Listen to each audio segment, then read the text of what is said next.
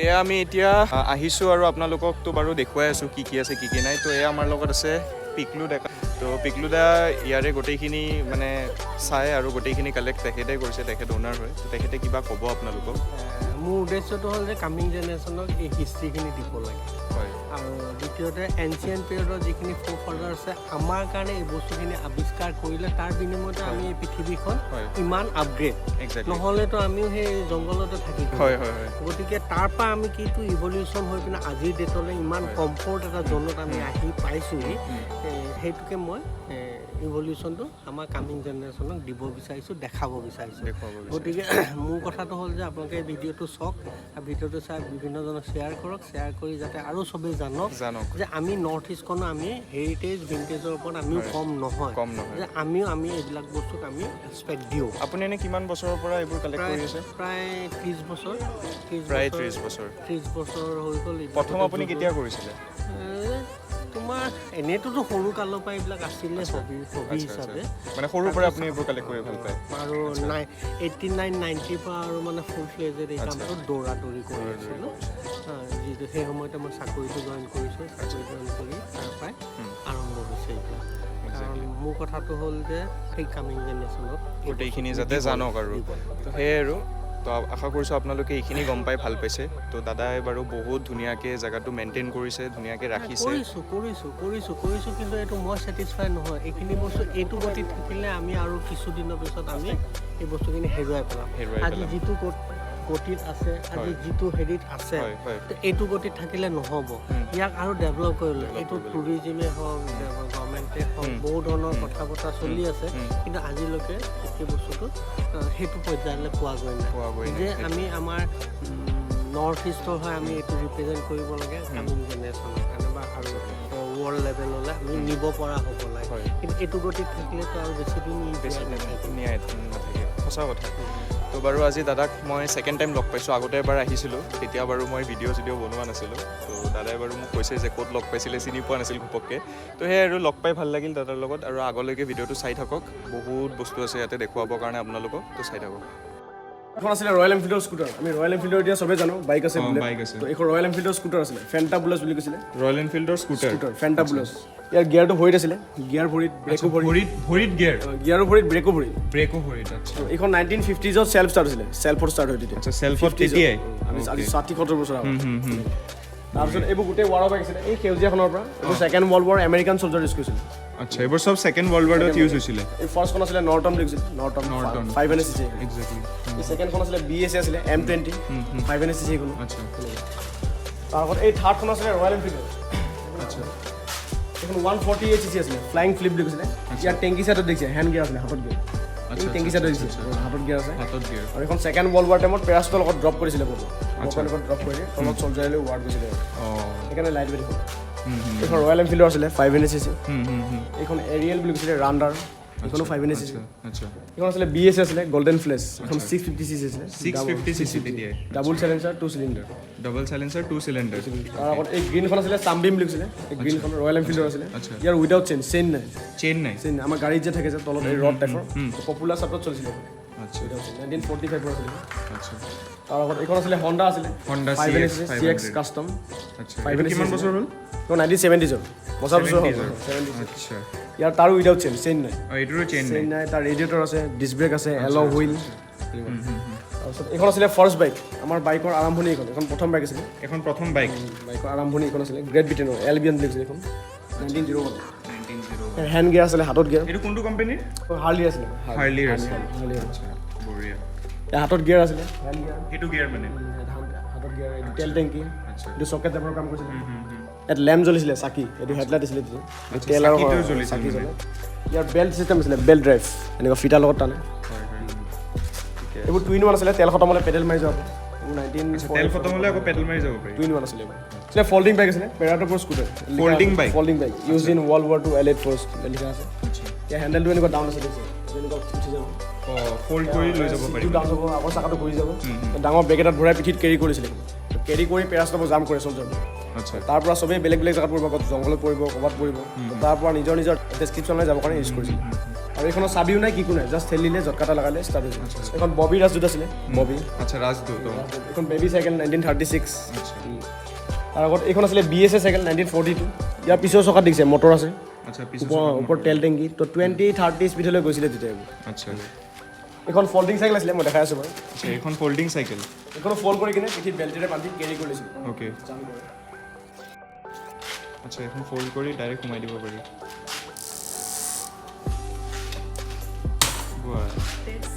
তো তেতিয়াই মানুহবোৰ কিমান এডভান্স আছিলে মোৰ 1940s আৰু আজিও ৰানিং হৈ আছে আজিও ৰানিং হৈ আছে মানে এইটো চলালে চলিব মানে এতিয়া চলিব পৰা পাম দি চলাব পাৰি আচ্ছা ফল্ডিং চাইকেল তেতিয়াই চকা ইমান পাতল এইটো ছেকেণ্ড ৱৰ্ল্ড ৱাৰ জেনেৰেটৰ আছিলে Second World War generator petrol generator আগত এইখন আছিলে কলম্বিয়া বাইচাইকেল 1942 আচ্ছা ইয়াৰ ব্ৰেকটো হাতত নাছিলে দেখিছে হাতত ব্ৰেক নাই ইয়াৰ ব্ৰেকটো পেডেলত আছে পেডেলত ব্ৰেক মানে পেডেলটো চলিলে চলিব পেডেলটো যদি উল্টা মাৰি দিয়ে ৰখি যায় মানে ব্ৰেক নাই ব্ৰেক তাতে ব্ৰেকটো ফিটিং আছে আচ্ছা এনেকুৱা ফল্ডি চাইকেল আকৌ আছে গোটেই ফল্ডিং হৈ আছে এইখন ৰাজদূত আছিলে 1970s ৰাজদূত 1970 ৰাজদূত এনে মই চলাইছোঁ বহুত পুৰণা বাইক এখন তাৰ আগত এইখন আছিলে ইয়ামাহা 1968 আচ্ছা ডাৰ্ক বাইক আছিলে এইখন অঁ তাৰ আগত এইখন আছিলে ESD 1971 অ'কে ESD তেতিয়াই আছিল ন ESD কোম্পানীটো নতুনকৈ লঞ্চ হৈছে এতিয়া আকৌ নতুনকৈ লঞ্চ হৈছে তাৰ আগত এই ব্লেকখন আছিলে ৰাজদূত আছিলে আচ্ছা ৰাজদূত এই চিলভাৰখন আছিলে ৰয়েল এনফিল্ডৰ ফিউৰি বুলি কৈছিলে ফিউৰি অঁ তাৰ আগত এইখন ৰয়েল এনফিল্ড ক্লাছিক এইখন হণ্ডাৰ লগত ক্লাছিক কোনখন ক্লাছিক এইখন ক্লাছিক এইখন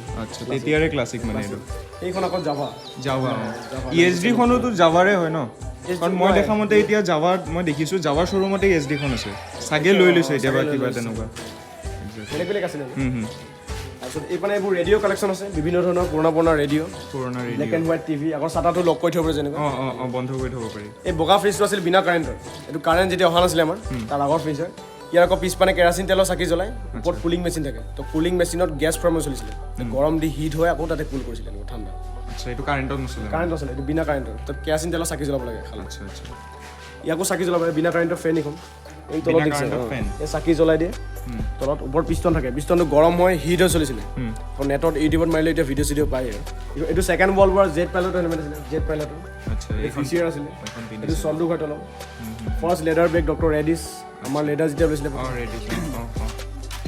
এইটো আছিলে ছেকেণ্ড ৱৰ্ল্ড ৱাৰ চাইৰেণ্ট আছিলে ইয়াক বজাই দিলে মানে চলজাৰবোৰ এলাৰ্ট হৈছিলে এইটো বজা নে এতিয়া যুদ্ধ বুলি গম পাই যায় চবে আৰু এই কোনো মেচিন বস্তু নহয় এইকাৰণে আজিলে ভাল হৈ আছে এইটো বজা নে এইটো বজাই মই বজাই দিছোঁ বাৰু এবাৰ ইয়াক যিমানে ঘূৰাব চাউণ্ড বাঢ়ি গৈ থাকিব চাউণ্ড বাঢ়ি থাকিব আৰু মেকানিকেল আছিলে আগত কোনো মেচিন বস্তু নহয় সেইকাৰণে আজিলে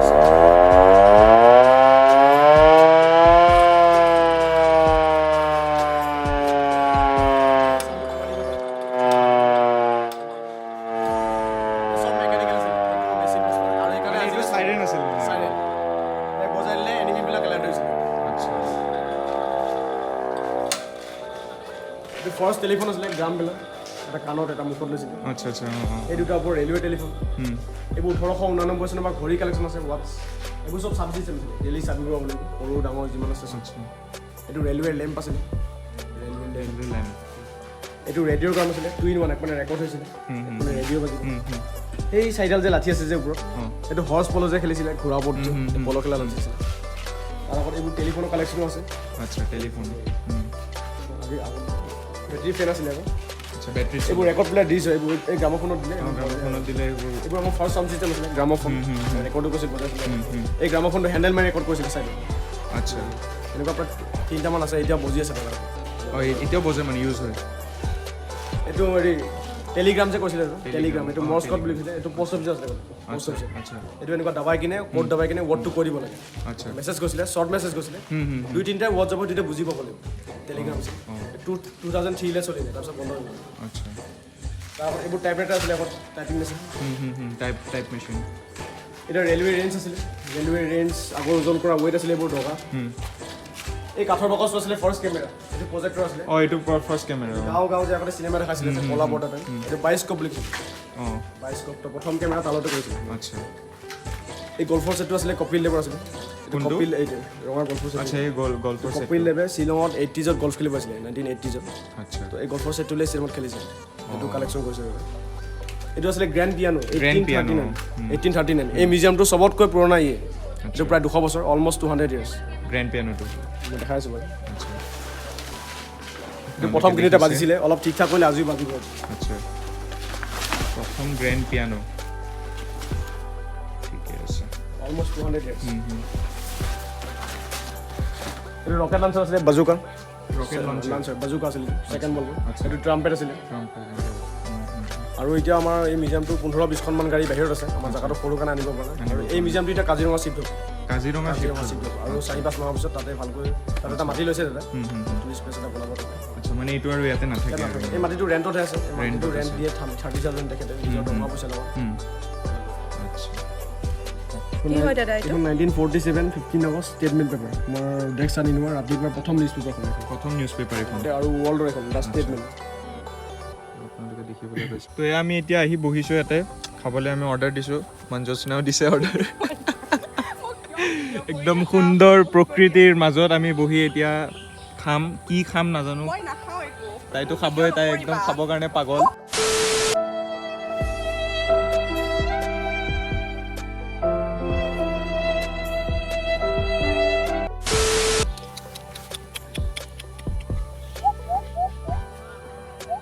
আপোনালোকে দেখিলে মৃণালে কিমান ধুনীয়াকৈ আমাক গোটেইখিনি বুজাই দিলে দেখুৱাই দিলে এটাৰ পিছত এটা ভালকৈ তো আশা কৰিছোঁ আপোনালোকে ভিডিঅ'টো চাই ভাল পাই আছে আৰু এইফালে মোৰ পিছফালে চাৰিওফালে আপোনালোকে দেখিবলৈ পাইছে আৰু সি যিমানখিনি হয় পচিবল সি গোটেইখিনিয়ে আমাক দেখাইছে এনেকুৱা নহয় যে একো বস্তু এৰি দিছে সি গোটেইখিনি যিমানখিনি পাৰিছে সি দেখাবলৈ চেষ্টা কৰিছে আৰু যদি এই ভিডিঅ'টো দীঘল হৈ থাকে তেনেহ'লে প্লিজ মোক মাফ কৰিব কাৰণ মোৰ উপায় নাই আৰু মই দুটা পাৰ্টত দিবই লাগিব এইটো ভিডিঅ' নহ'লে পিছত আৰু প্ৰব্লেম হৈ যাব কাৰণ বেছি দীঘল হ'ল আপোনালোকে চাই ভাল নাপাব তো সেইকাৰণে মই যদি ভিডিঅ'টো দৰকাৰ হয় মই দুটা পাৰ্টত ভাগ কৰি পেলাই আপোনালোকক দেখাবলৈ চেষ্টা কৰিম তো সেয়াই আৰু তো এয়া ইয়াতে এটা খুব ধুনীয়াকৈ এটা ট্ৰী হাউচ বনাই থৈছে গছৰ ওপৰত ঘৰ এনেকৈ চিৰিয়ে দি উঠি পেলাই একদম তাতে ঘৰ তো ব'লক আমি অলপ উঠোঁ আৰু ওপৰত গৈ চাওঁ কেনেকুৱা ভাঙি নপৰিলে হ'ল আৰু ভাঙি পৰিলে চেচ তো এয়া আপোনালোকে দেখিছে খুব সুন্দৰকৈ তো এইটো ইয়াতে চাগে বেলেগ কোনোবা থাকে মই বাৰু এনেকৈ উঠি আহি সোমাইছোঁ বেলেগৰ ঘৰত বাট যি কি নহওক বহুত সুন্দৰকৈ এনেকৈ এটা ট্ৰী হাউচ বনাই থৈছে আৰু ট্ৰী হাউচৰ পৰা বাহিৰৰ দৃশ্য কিছু এনেকুৱা আপোনালোকে দেখিবলৈ পাইছে খুব সুন্দৰ চাৰিওফালে বাৰু মই আগতো আহিছিলোঁ এইটো মোৰ দ্বিতীয়বাৰ মই আহিছোঁ ইয়াতে মোৰ খুব ভাল লাগি আছে আৰু যিহেতু সেই ল'ৰাজনে ক'লে যে 4 বা 5 মাহ পিছত ইয়াৰে পৰা মানে এই মিউজিয়ামটো শ্বিফ্ট কৰা হ'ব কাজিৰঙাত তো তেতিয়াতো আৰু মানে বহুত লেট হৈ যাব আৰু মই গুগল লোকেশ্যনটো মই আপোনালোকক দি দিম আপোনালোক যিমান জল্দি পাৰে আহি পেলাই ইয়াতে ভিজিট কৰক আৰু চাওক কাৰণ 4-5 মাহ পিছত এইটো শ্বিফ্ট হৈ যাব কাজিৰঙাত তো তেতিয়া আৰু আপোনালোক প্লেন কৰিব লাগিব যে কেতিয়া কাজিৰঙা যাব আৰু কেতিয়া এই মিউজিয়ামটো আপোনালোকে চাই উপভোগ কৰিব পাৰিব তো যিমান জল্দি হয় আপোনালোক আহিব 4 মাহৰ ভিতৰতে আহি পেলাই চাব মই গোটেই লিংক ডেছক্ৰিপশ্যনত দি দিম গোটেইখিনি ডিটেইলছ এণ্ড অল যি থাকে মই গোটেইখিনি ডেছক্ৰিপশ্যনত দি দিম আৰু আপোনালোক আহি পেলাই ইয়াতে ভিজিট কৰি পেলাই গোটেইখিনি চাওক জানক এইখন আছিলে ৱেপন্স গেৰ ছেকেণ্ড ৱৰ্ল্ড ৱাৰ টাইমত এজ এ ৱেপন্স গেৰ হিচাপে ইউজ কৰিছিলে ইয়াৰ পিছফালে টেইলাৰ থাকিব টেইলাৰ আছিলে বাকচত আৰ্মছবোৰ ইয়াত নাছিলে ইঞ্জিন ইয়াত থাকিলে আৰু এইখন গোটেই পৃথিৱীত গোটেই ৱৰ্ল্ডত 6-7খন মানৰ ওপৰত মানে বনাইছিলে তাৰে ভিতৰত আমাৰ এখন এখন মাজদা কোম্পানী আছিলে এতিয়া বাছ যে বনাইছে মাজদা স্বৰাজ মাজদা কোম্পানী মৃণালে আমাক ক'ব যে ইয়াতে অকল গাড়ী বা বাইক বা চব মানে সেইখিনি এণ্টিক বস্তু যিখিনি দেখুওৱা হৈছে ভিডিঅ'ত তাৰ বাহিৰে আৰু কি মানে হ'ব বা আছে মানে তাৰ বাহিৰে টেলিফোন ঘড়ীটো আকৌ ইয়াত যিমান আছে আৰু বহুত আছে 200মান ঘড়ী এতিয়া ঘৰত আছে দাদা আচ্ছা প্লাছ কিতাপ আছে কইনছ কালেকশ্যন আছে আৰু টেলিফোন এনেকুৱা গ্ৰামোফোন গ্ৰামোফোন আকৌ দাদাখন বুজি আছে তাৰপিছত আনিব আৰু বাইকো আছে বাইক 10খনমান আছে আৰু 20খনমান গাড়ী আছে জাগাটো সৰু কাৰণে আমি ইয়াতে হেৰি কৰিব পৰা নাই গোটেইখিনি কাজিৰঙাত হ'ব মানে কাজিৰঙা চিফ্ট কৰিব তাত আৰু ভালকৈ তাত প্ৰতিখন গাড়ী এনেকুৱা ৰিষ্ট'ৰ কৰিব বনাব ইয়াতে দেখিছে আপোনালোকে এটা স্পাইডাৰমেন বহি আছে আৰু মই এতিয়া আহি বহিছোঁ স্পাইডাৰমেনৰ লগত আমাৰ স্পাইডি ভাই যি কি নহওক তো আশা কৰিছোঁ আপোনালোকে ভিডিঅ'টো চাই ভাল পাইছে আৰু যদি ভিডিঅ'টো চাই ভাল পাইছে আপোনালোকে জানে কি কৰিব লাগিব লাইক কমেণ্ট শ্বেয়াৰ ছাবস্ক্ৰাইব কৰিব চেনেলটো আৰু এইখিনি আছিল আজিৰ ভিডিঅ' ভাল লাগিল আহি আৰু বতৰটো আজি মানে আমাৰ ছাথ দিলে বাৰু একো বেয়া নকৰিলে আমাৰ লগত তো সেয়াই আৰু